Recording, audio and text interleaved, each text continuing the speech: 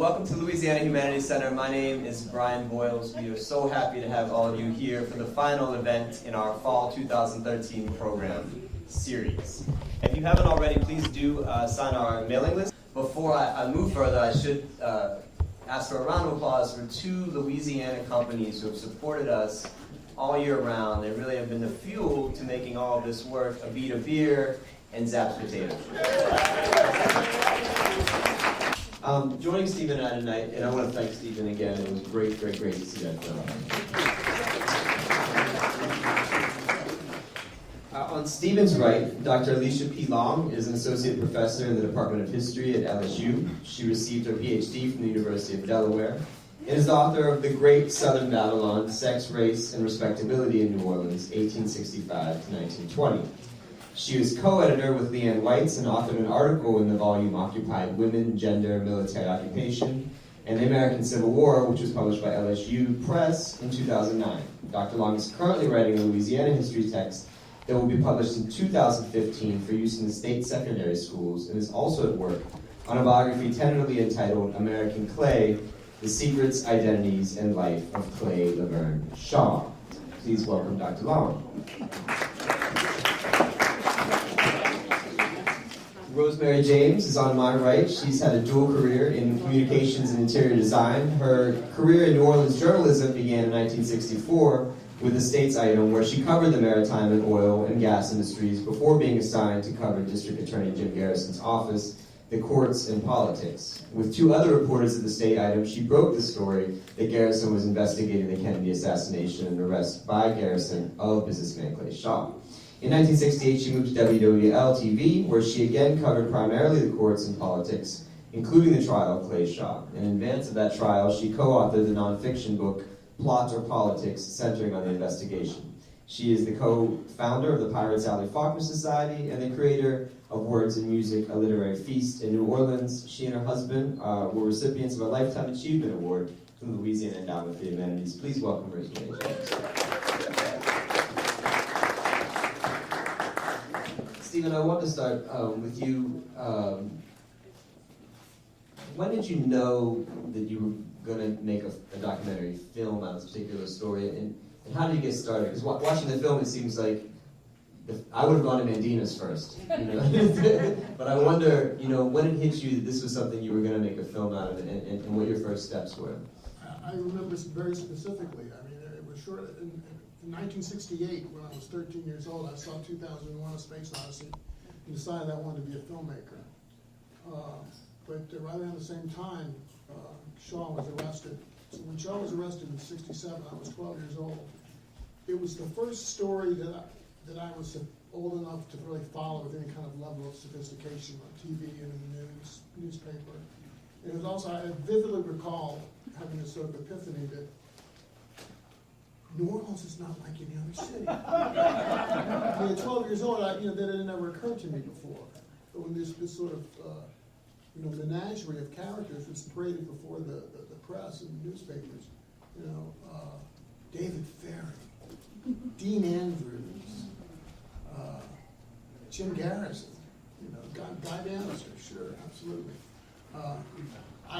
Clay Shaw, I'm quite confident, growing up in a Southern Baptist house, I probably never heard the word homosexual before.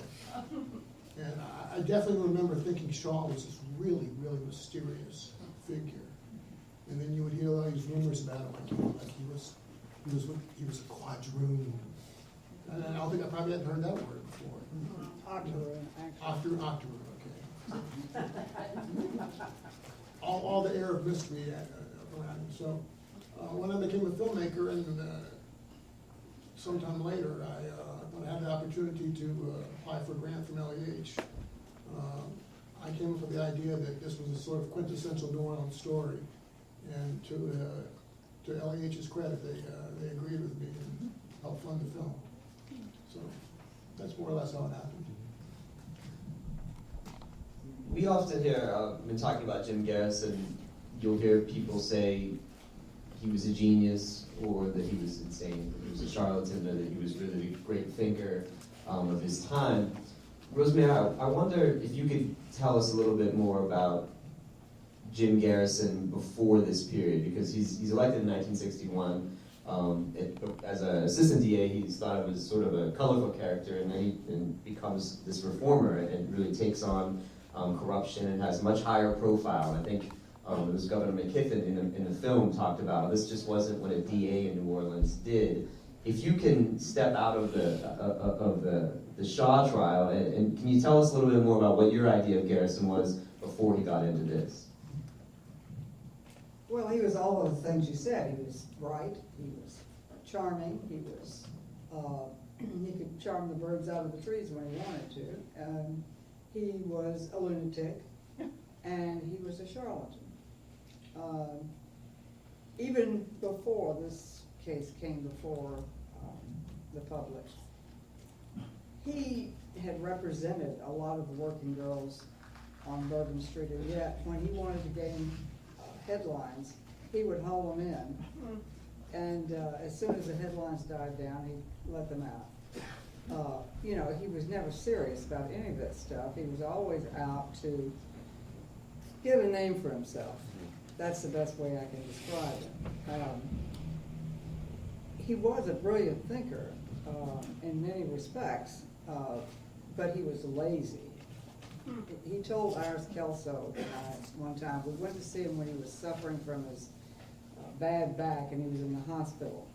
We went together. Iris worked for one television station and I worked for another, but we both started out on the state side and we were best friends. And can you hear me now? Yes, much better.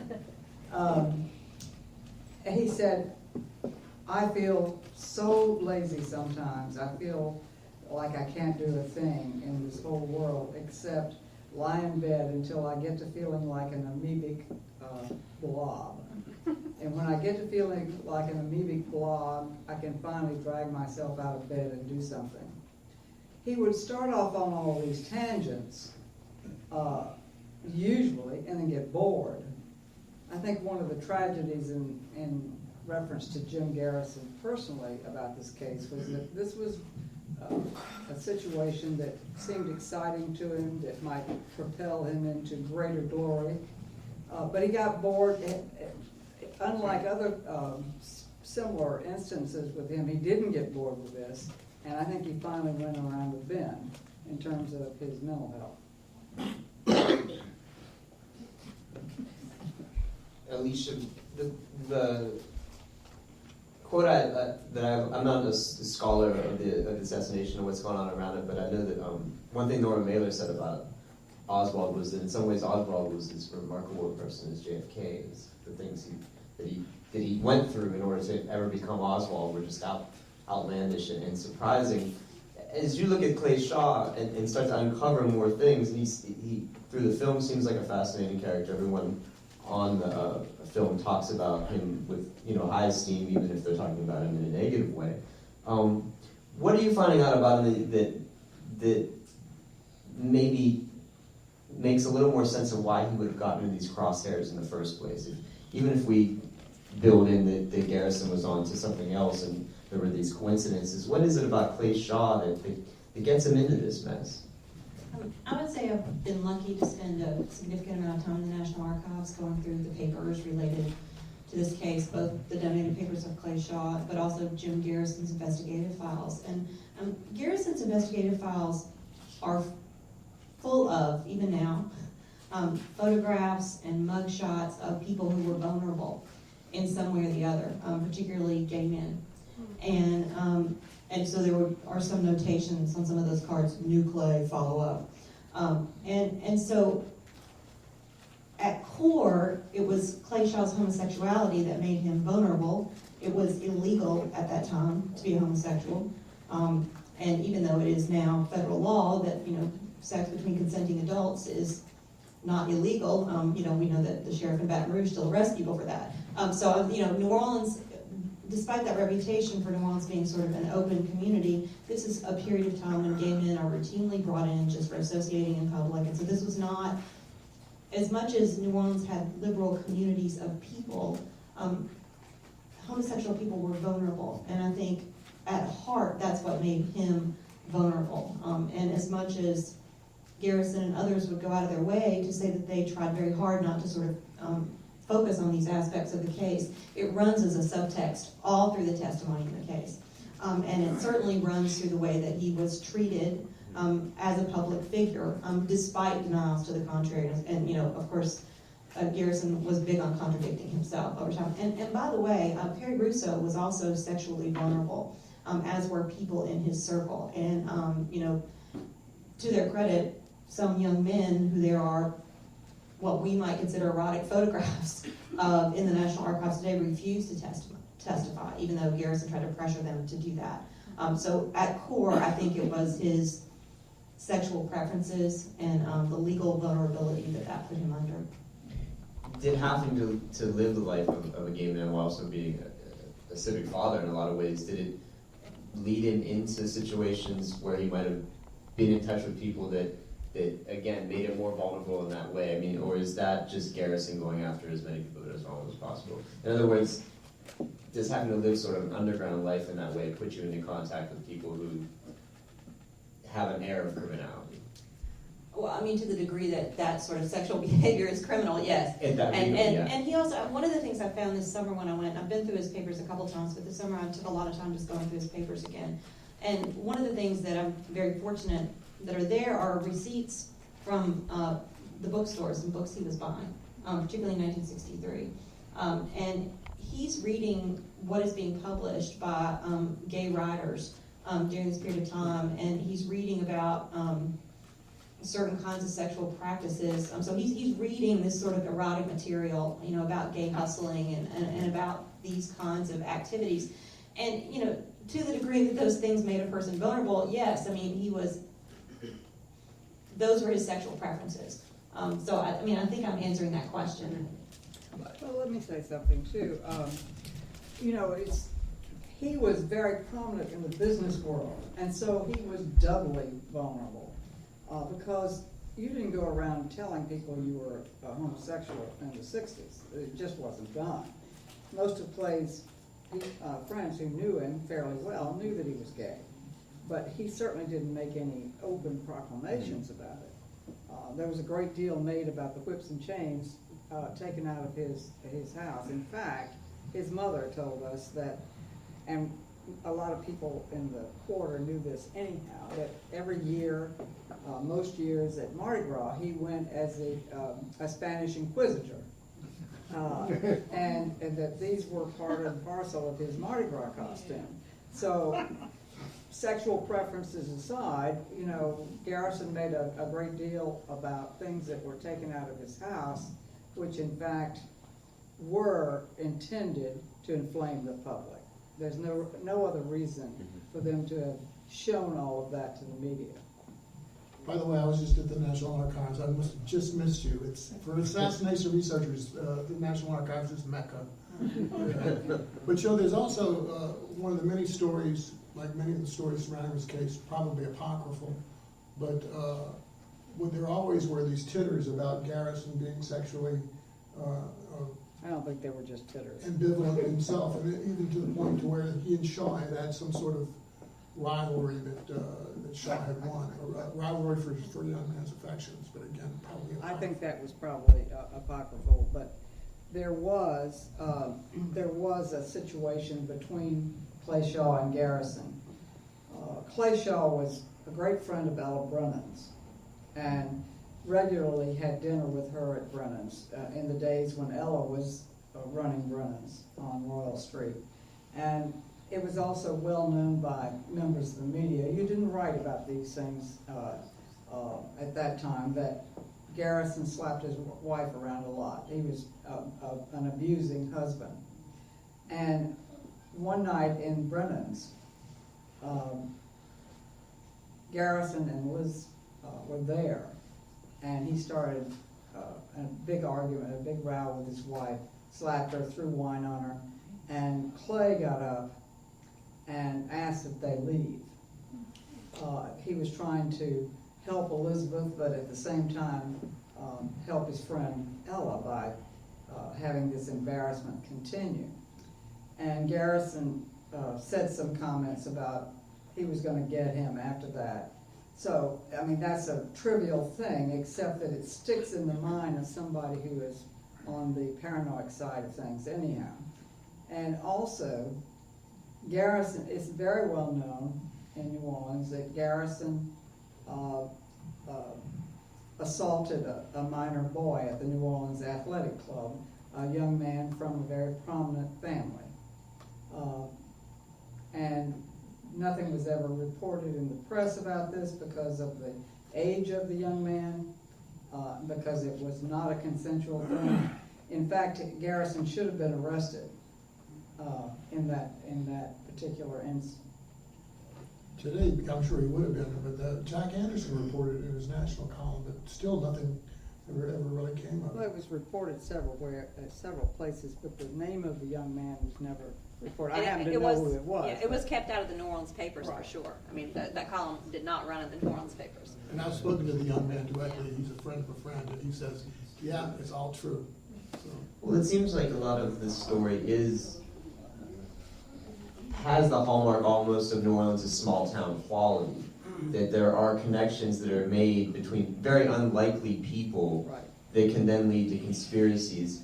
I thought that James Phelan's quote at the end about, looking at the city the way he did was interesting, especially today in a time when this is a city that's sort of constantly toasted in the national media and is used to almost the national spotlight. As an event, how does it reflect on local culture, I guess, and the way that the New Orleans know each other and the secrets that we keep, and how that manifests itself in a political realm? Well, it's my strong belief that New Orleans is unlike other American cities in almost every way. Part of it has to do with its very ethnic background. First French, then Spanish, then French again, and then waves of other immigration. We just did a great series on that. Yeah, and it's the only other city that even comes close to New Orleans and exceeds it, of course, is New York. And then Boston has the Irish, but they don't have the same strange mix that New Orleans has. So that's the first part of the recipe that ends up being New Orleans. The ethnic blend and the resulting sort of strange tolerance people have here for the other, people who are different. There's more tolerance here than there is in most communities in this country. We're not homogenized. We're different. We're very different. And so if somebody new and different comes in, it's not going to prompt the whole community to get up in arms. So you've got a funny mix of strangeness, tolerance, and because probably of the heat, there's a little bit of,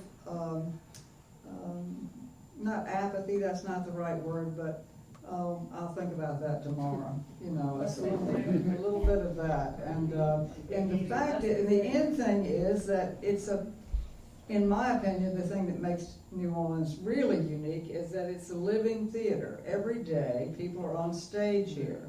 They have no hesitation whatsoever to reinvent themselves 10 times in a month or 10 times in a week. I've told several friends of mine, I didn't even recognize you. You were so different in the way you talked, the way you looked, the way you dressed. Everything about you was different.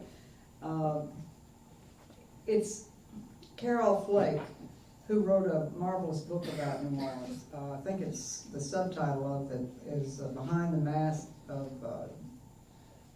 America's Most Interesting City. And she said in that, and I really agree with her, that nobody in New Orleans wants to be thought ordinary in such an extraordinary city. And I think that she hit the nail on the head. And Garrison was no different than anyone else. He was just a little bigger than life. First of all, his stature, he was big. But he kept reinventing himself every day. And the Clay Shaw case was a prime example of that. The whole investigation that he mounted, every day he had a new theory. It wasn't that he had one theory all the way through and he just couldn't prove it. He kept coming up with a new theory every day. It got to be a joke, we called it. Well, he's calling a press conference, it's the theory du jour is coming.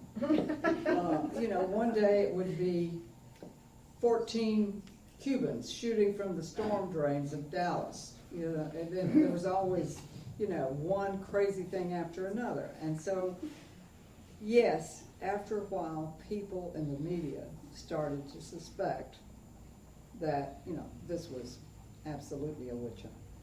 His name wasn't even Jim. Jim was a fictitious name that he gave himself. How does that idea of tolerance, though, run counter maybe to what you're talking about as far as a vulnerability? Well, I was going to say, you know, as a person who loves New Orleans and adopted it as my home, it's painful to hear James Phelan say something like that. But as a historian of Louisiana, I would say, yes, Jim Garrison was one of a kind, but he's also one of a type of politicians who run roughshod over people's civil rights. And sometimes that tolerance also sort of blends over into people letting things like that happen. Exactly. And so, I mean, I would just sort of add that as, you know, to what Rosemary said, that he's in the tradition of a lot of Louisiana politicians who intimidate people and get rid of people who, you know, you cross it, right? And so that's all I would add to what Rosemary said. You know, they start out as great populists, and then they end up being great. Well, and he had a lot of public support. He had an enormous amount of public support. At the time when I made the film, I really liked the quote of Phelan to which you refer, because I thought it sort of encapsulated what I was trying to say. But the more I look at it over the years, the more patronizing it appears to me. Well, it's certainly patronizing if you look at it as far as a critique of a justice system, and as you said, there's other justice systems that have similar flaws. But there was an eerie quality in what he said that I thought was somehow related to maybe an outside view of New Orleans, too. Well, I do think that a lot of people who don't live here and don't get, you know, the full sense of New Orleans, which includes all the good things too, do think that this is a weird place. I know. I've had lots of my friends who don't live here say, how can you stand to live in that place? You know, for one reason or another. But they don't understand that there is a sort of rhythm to life here that is very special. What is this case, though? I mean, he is maybe a DA that is like other DAs, but the fact that a public official stands up and says the federal government is lying, is this the first time this happens since 1963? Is it that monumental of a statement that he's making at that time? Steve? I'm not a historian, but I believe it's significant. Well, he's following on the heels of Mark Lane in particular, and the movie Rush to Judgment, which is the movie of Mark Lane's book, which came out the year before. It comes out in 1966. So there are doubters on record when Garrison comes out with his investigation. And also, interestingly, he does, in fact, have a conversation with Senator Russell Long, right, whose own father was assassinated and or killed under unusual circumstances. So there's a sort of longer connection there. Garrison is the first person to do what he did as a public official, and that is true. I mean, and you know, for good or for ill, that's certainly the case. But there were doubters on record at that point, and some of them had received an enormous amount of publicity by the time he as a public official goes on record. Garrison had a wonderful platform because the Warren Commission did not do a good job. They left too many questions unanswered, and maybe because they wanted to allay the fears of the public. They wanted to get something out there right off the bat to say that, no, this was not Russia going, you know, attacking the U.S. through the president. They wanted to dispel some of those fears. But in the end, they did a disservice by not taking longer, doing a more thorough investigation, answering all the questions properly. So they left an opening. I mean, Russell Long said that he did not agree with the Warren Commission's report because they didn't do a good job. He was very unsatisfied, and he's the one that started Garrison on this investigation. They were riding on a plane coming back from Washington, and they started talking about the Warren Commission, and Russell Long said to Garrison, you know, you really ought to look into this. You as the district attorney of New Orleans, have jurisdiction in this matter because Lee Harvey Oswald was born in New Orleans. And so you can blame it all on Russell Long. He's the one who gave me the idea. Following up on Oswald being really the only figure in this story who was a Native New Orleanian, or certainly the key figure, there's consensus among what I consider the serious JFK assassination researchers, and it's not an oxymoron. There really are scholars who take it very seriously. The one thing they agree upon is that the 5 or 6 months that Oswald spent in New Orleans in the spring and summer of '63 remains the most unanswered aspect of the assassination. We still don't know what he was really doing. If he was truly a Marxist, polemicist, rabble rouser, or was he a right-wing government agent? There's evidence to support both theories, and I think. Well, he kept switching. Right. He kept reinventing himself, as everybody else in New Orleans. Alicia, did Clay Shaw leave a written record of his experience and what he did with his life for the succeeding years after that? Yeah, and Sharon Litwin actually thought for a period of time about publishing a book about it, and she was not able to do that. She donated her papers to HNOC. And then later, Clay Shaw had several men who were important for long periods of time in different parts of his life, and the partner of one of those men donated all of his papers to the National Archives. That's how his papers wound up in the Kennedy assassination papers. But he kept a diary for a part of the time that this was going on, particularly between 67 and 69. But his papers are voluminous, and there's an enormous amount of correspondence in those, and so they're the kind of things that historians like. I mean, there's a big documentary record, and he's a person who's on the public record very frequently. So, yeah, I mean, there's you How get does he his resolve voice. himself to this situation? Yeah, I've learned based on the things that he's reading, he's very interested in psychology and popular psychology, and he did a lot of reading about those things. So he's trying to figure out for himself what's happening to him, and he keeps trying to put it in different kind of historical contexts and comparisons. And so he's very aware of sort of larger comparisons. He talks about the Dreyfus case, and he kind of compares things that are happening to him to sort of Kafkaesque novels, and he's trying to make sense of it, and he's trying to make sense of it in part in a literary way, because that's what he was interested in. It's one of his, great loves and avocations is literature and playwriting, and so you see a person trying to come to terms with what's happening to him in ways that are, often very painful to read somebody sort of working through those kind of things. I mean, I think that really was devastating for him. And I would also say there's a longer legal record. I mean, cases related to this stay open until 1978 and are only ultimately abated by the United States Supreme Court. And that longer legal record around this is not very much explored, but has an enormous amount of contemporary resonance. So I would say there's a lot of historical record there that still can be explored fruitfully, I think. How does he re-enter New Orleans society at this point? Well, as Alicia has alluded to earlier, Clay Shaw had planned his life so that he had amassed not a great fortune, but enough money to live a comfortable life. He was planning to retire early and finish out his life writing. And he had accumulated some property. He had money in the bank. He was in a very comfortable position. This case ruined him financially. And it's not because the lawyers charged him a lot of money for their services, but the cost, just the legal costs were incredible.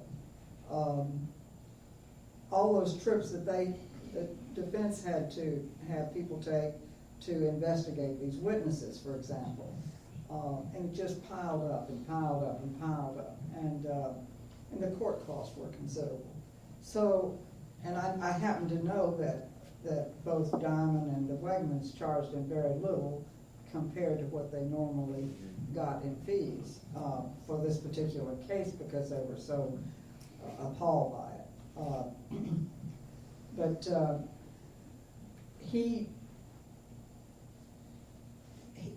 I think he kind of just gave up, if you want to know the truth.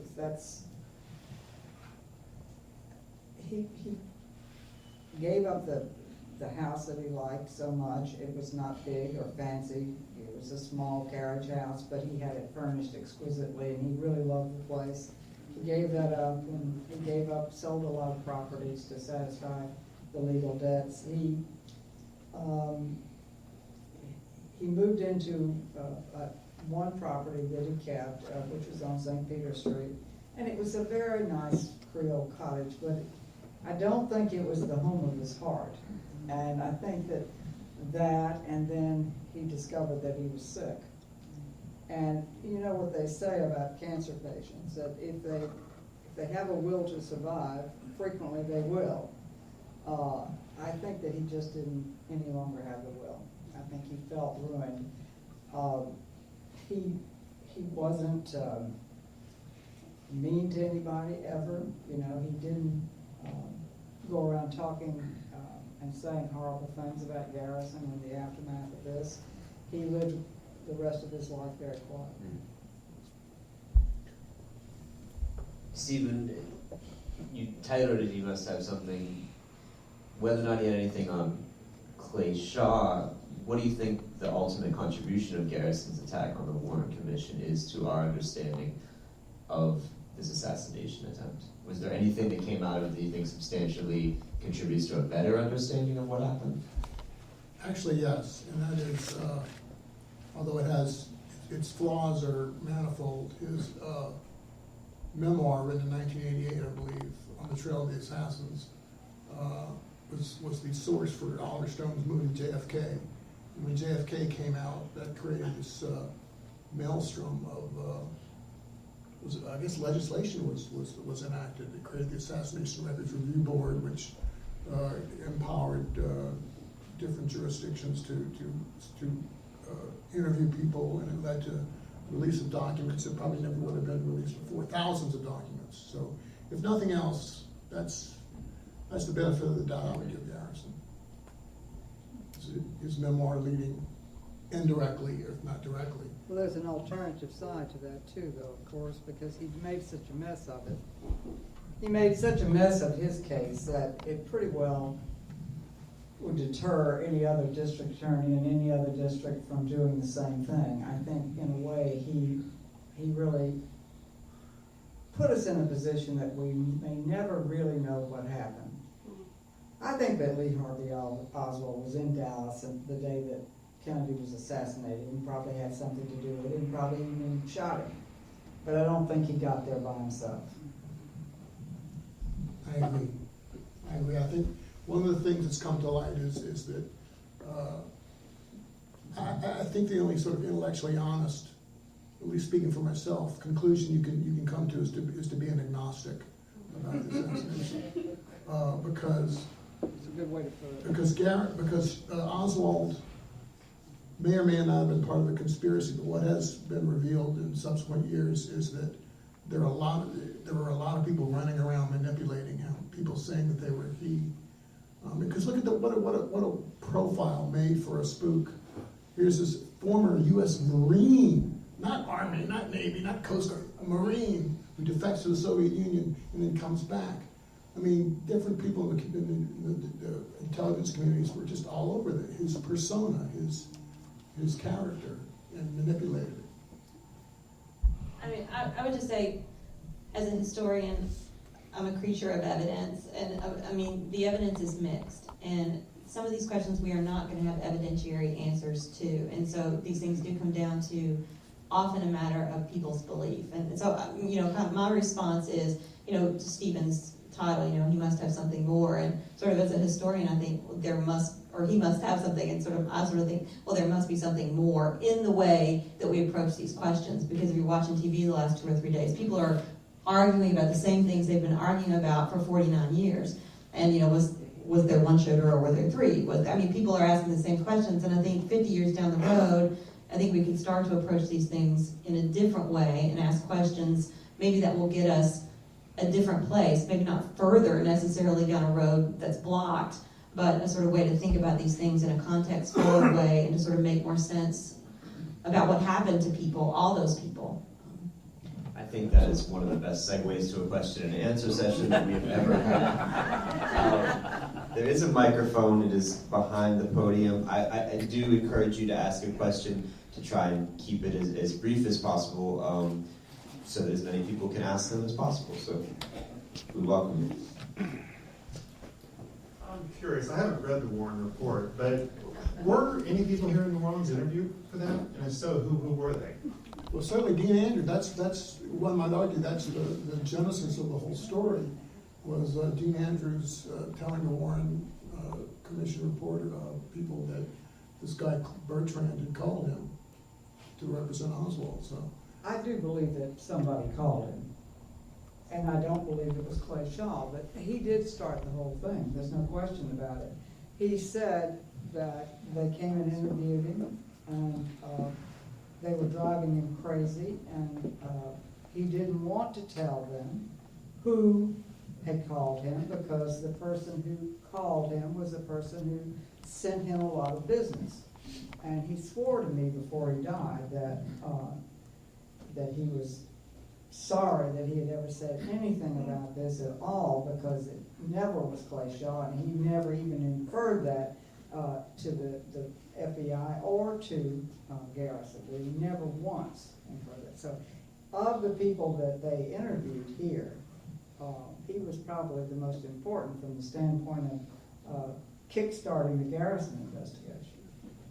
And that's one of my favorite parts of the movie, actually, is your comment that there used to be characters like Dean Andrews all over the city. They were full of people like that. And that's why I was saying earlier, it just seems like such a right place for this story. Another question.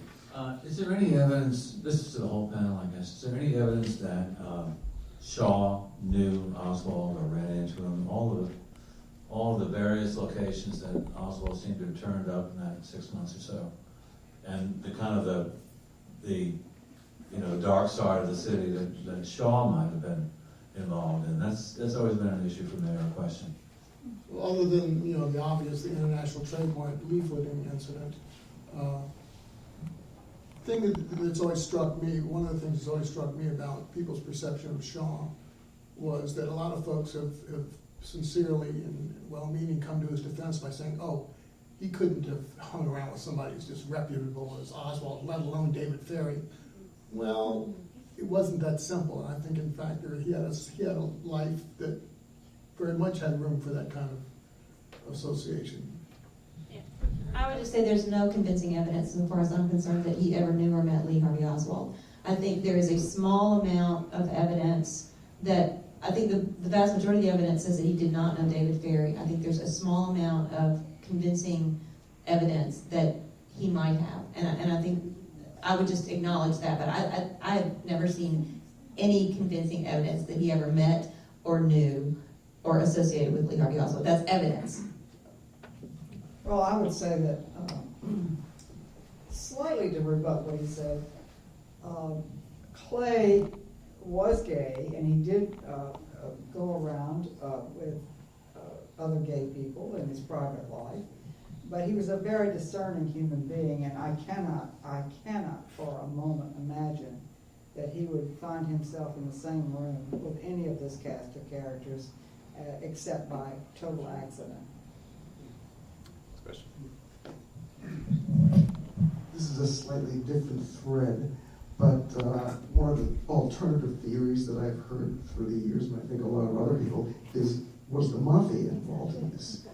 And over the last, I'm working on a project of myself, and over the last year or two, I became aware that the American mafia actually starts in New Orleans.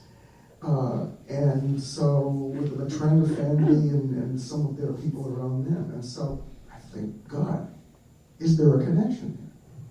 Well, I will give you this answer that I think Garrison thought so. And every time any of us reporters would try to suggest that there might have been a mafia connection, he would threaten to haul you before the grand jury and have you arrested. You have to remember that Garrison was a mildly venal sort. Some of his best friends were minor mobsters who owned properties on Bourbon Street. He hung out with working girls. he hung out with the wise guys. And so I think that if there was a connection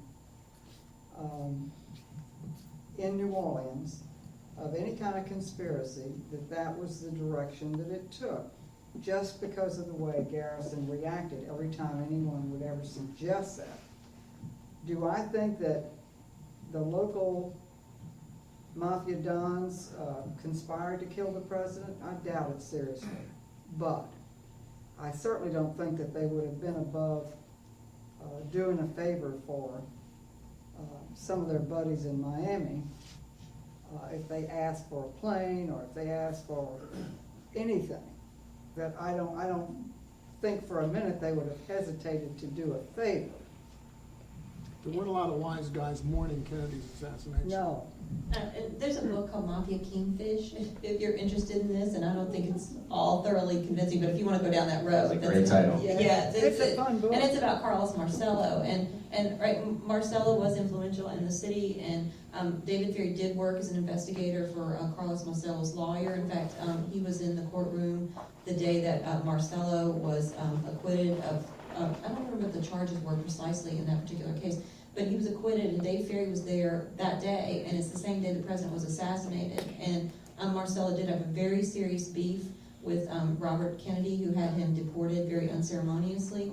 So, I mean, if you want to go down that road, you can draw connections, but again, the evidence is spare. I mean, it's easy to speculate, but, you know. But the most likely theory, if there was a conspiracy that had New Orleans elements, the most likely would have been some mob elements, some Teamster elements.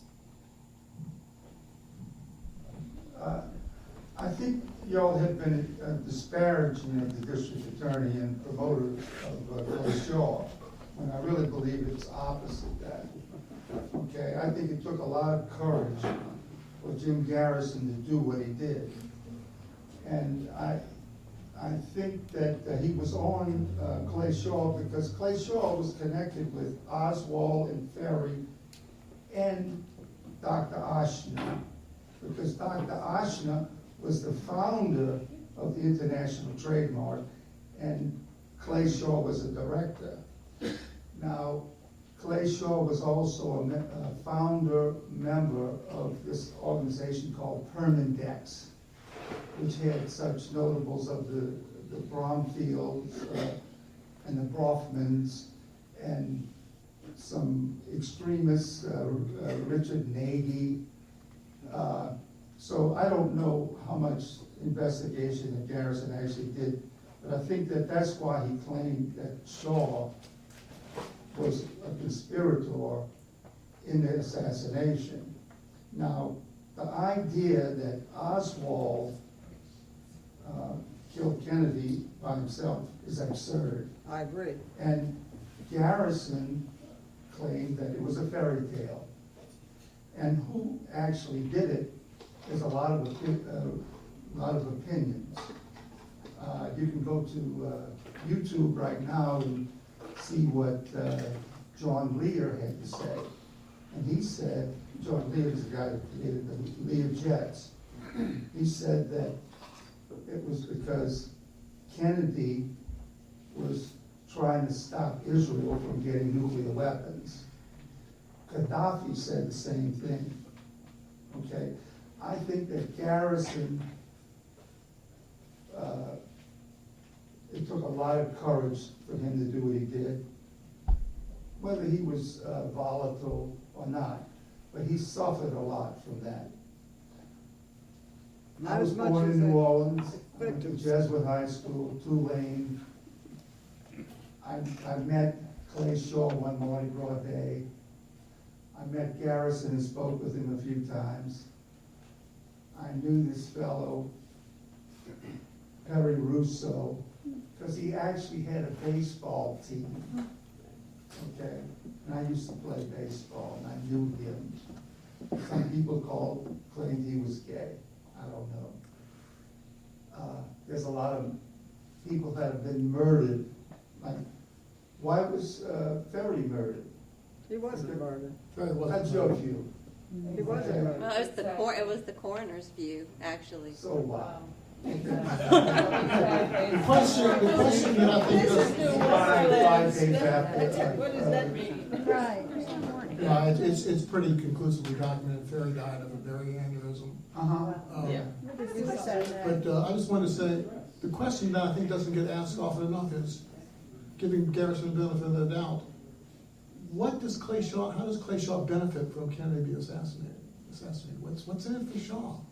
He was just doing what he was told. He's in the Because he CIA. had sold his soul to the devil. That was his assignment. Well, again, I've seen no evidence of that particular transaction, so I don't know.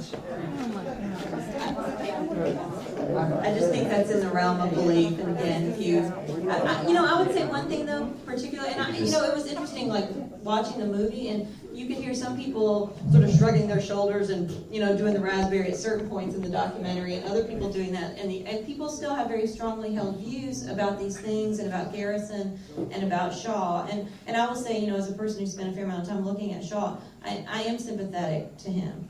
And I don't think I could pursue the project were I not. But, I would also say, from a civil rights perspective, I'm very dubious about Garrison's record as a district attorney. And that, to me, goes far beyond Clay Shaw. And I think he may have gotten into it for good reasons. I mean, I would agree with Rosemary on this. But if you watch how the press coverage moves up and down over the course of the early days of that investigation, he gets into real trouble with the press all across the nation right before he makes that Shaw arrest. And I think he got into a lot. He was in for a penny, in for a pound, and he had to make an arrest. And I think Shaw was named Clay, and there's Clay Bertrand or Clem Bertrand, and I think, and once he was in, he sort of had to keep going. That's my point of view. I know we disagree, and I think we can disagree amiably. I wanted to ask. You just accept the view that's promoted by the media. No, sir, I don't. Actually, I've spent, a long We're time gonna doing keep research. We're gonna keep this through that microphone as our exchange. One thing I did want to ask that I didn't before was, Garrison ends up with a political career that goes on to 1991. I mean, whatever you think is one-sided about it at the current presentation, obviously New Orleans continued in some sense to support him. This does not damage him politically enough to put him out of office. Look at Edwin Edwards. I mean, it's Louisiana way.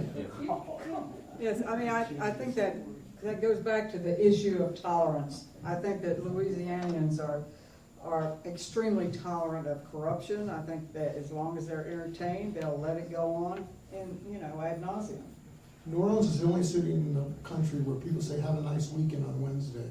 I will say at the end of this. Next question. Okay, I remember the early '60s as was very anti-communist, and that was the aura and everything. When Oswald got back from Russia, how was he allowed to circulate in all these areas that he was? In fact, did he go to Mexico a couple of months before the assassination and try to go to Cuba and Russia? And I watched the show last night. How could anybody do that at that period of time and just like almost be invisible to the people that are supposed to be watching these things? Well, that's why I say that I think that he probably was there in Dealey Plaza. It took at least one shot, if not all 3 shots. He did not get there by himself. He certainly didn't, because he had no visible means of support. How did he get to Mexico without money? How did he get anywhere without money? I think that the thing that worries me so much about the Garrison mess, I call it, is that it's turned off a lot of legitimate questioning. For example, I was asked up to Washington by CNN and was interviewed extensively, and so were a lot of other people, and they produced this 2-hour documentary that they've run several times. And to me, I thought they did a great production job, and I think that they showed all the elements of the assassination itself very well. But it was clear to me that the people who produced this film had a mission, and that was, once again, to allay the fears of the public that there had been some sort of conspiracy, because they didn't even want to really talk about it. We did talk about it in the interview, but none of that found its way into the final production. And so I go back to the Garrison scenario, and they don't want to get into that can of worms again, you know. And so people who should be legitimately questioning what happened are kind of sick of it. I have a question for Rosemary. You said Garrison was arrested on assault, but he was accused of assault. Was it in the NOAC, you said? Yes. Okay. Was it sexual assault? It was a sexual assault. It was sexual assault. That's what I was curious. You know, teenage boy. There was the New Orleans Athletic Club in those days, and as far as I know, they still do it. Everybody swam in the nude. No anymore. I swam in the nude. No motivation. But what happened was that then there was a sleeping room, a nap room, they called it, I think, and that's where this took place. Garrison, according to the alleged victim, whom I believe, it said that Garrison fondled his genitals. Last question will go to our friend Jack I McGuire. just want to make one or two comments. I was Mayor Victor Skiro's special assistant press secretary during this, so knew both Clay Shaw and Jim Garrison very, very well. In fact, I had lunch with Jim, I had lunch with Clay Shaw 3 days before he was arrested. At that time, which was typical of his interest in the city, the Riverfront Expressway was a real big controversy then, and Clay had come to see Vic to propose to him that while he was absolutely opposed to an expressway, if in fact we were going to have one, he had a proposal to build another Pontalba building across the riverside of the square to finish the square off. And Vic had me go have lunch with him to talk about this.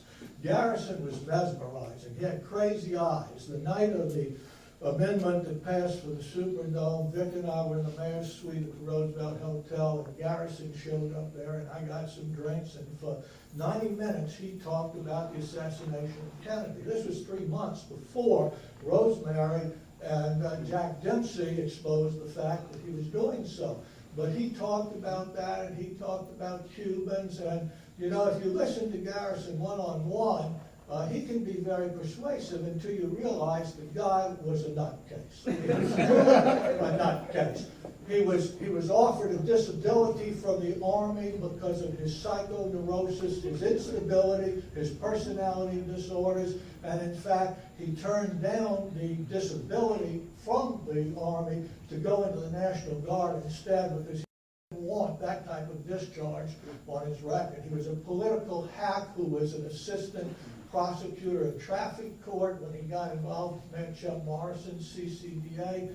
Then he ran for criminal court judge. He lost that. He ran against old man Comiskey for assessor because Chuck wanted a fellow in there just to keep the assessor busy during Chuck's re-election. And he pretty much was kind of a minor political figure until he ran for district attorney.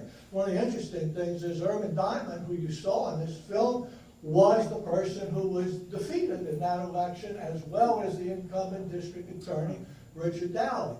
Garrison should never have been elected district attorney. The only reason he was that on a televised debate, they were asked, do you intend to be a full-time district attorney? Because it wasn't required. That's right. Dowling said, yes, I'm going to be a full-time, I am now. Garrison, who had so little legal practice, said, yes, I'm going to be a full-time.